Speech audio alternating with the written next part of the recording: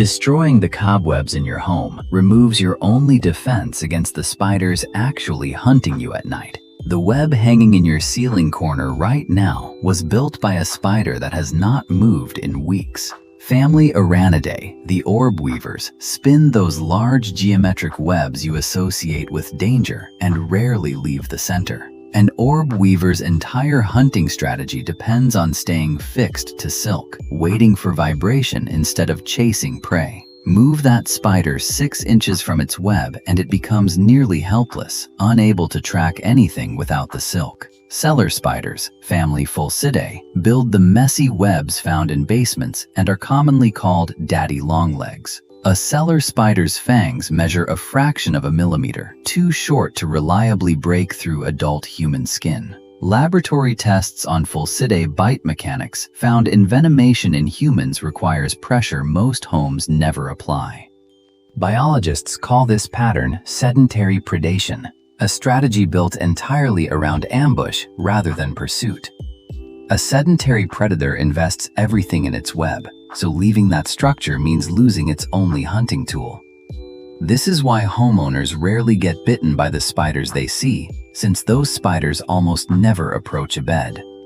The visible web in your hallway is not a threat sitting in wait. It is a trapped animal with nowhere else to go.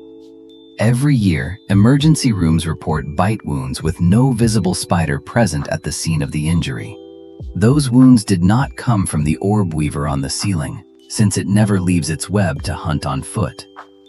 If the spiders sitting openly in webs are not biting us, something else entirely is responsible for these wounds.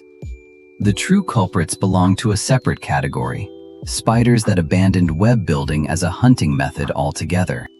Arachnologists call them cursorial hunters, a term describing predators that chase prey across open ground. Loxosceles reclusa, the brown recluse, builds only a small, irregular retreat and hunts by walking, not weaving. A brown recluse becomes active after dark, covering open floor space in search of insects rather than waiting. Wolf spiders, family Lycosidae, share this roaming behavior, stalking prey across yards, garages, and living rooms. A wolf spider's 8 eyes are arranged for wide-field night vision, built specifically for tracking on foot. Neither species spins a capture web, so a clean, web-free room offers them no obstacle and no warning sign. This absence of silk means a homeowner's usual method of spotting spiders fails completely against these two species. The brown recluse spends daylight hours hidden in cracks, boxes, and folded fabric, emerging only after dark. A single female brown recluse produces multiple egg sacs across a season, each containing dozens of spiderlings. Wolf spider mothers carry their egg sac attached to their spinnerets, then carry hatched spiderlings on their backs. That mobile brood means a single wolf spider sighting can represent an entire population moving through a house. Doctors use the term necrotic arachnidism to describe tissue death following envenomation from certain wandering spiders. Brown recluse venom contains sphingomyelinase D, an enzyme that breaks down cell membranes at the bite site. Without prompt treatment, that breakdown can spread outward from the bite, killing surrounding skin and tissue. Wolf spider bites rarely cause necrosis, but their venom still triggers swelling, localized pain, and secondary infection risk. Victims frequently describe waking up with a wound already forming, with no memory of contact or pain during the night. If these hunters do not build webs to anchor a territory, something else must explain how they reach a bedroom. A brown recluse does not need a web to travel. It follows dark, enclosed pathways along baseboards and furniture. Discarded clothing on a bedroom floor creates exactly the kind of enclosed, layered space these spiders prefer. Entomologists describe this behavior through thigmotaxis, the instinct to press the body against surfaces on multiple sides. A spider driven by thigmotaxis actively seeks tight spaces, treating a folded shirt sleeve as ideal shelter. Field studies on Loxosceles populations found dense clusters inside undisturbed piles of stored fabric and cardboard. A crumpled towel left on a bathroom floor mimics the leaf litter these spiders naturally hide beneath outdoors. In forest habitats, brown recluse spiders shelter under bark and decaying leaves, pressed tightly against multiple surfaces.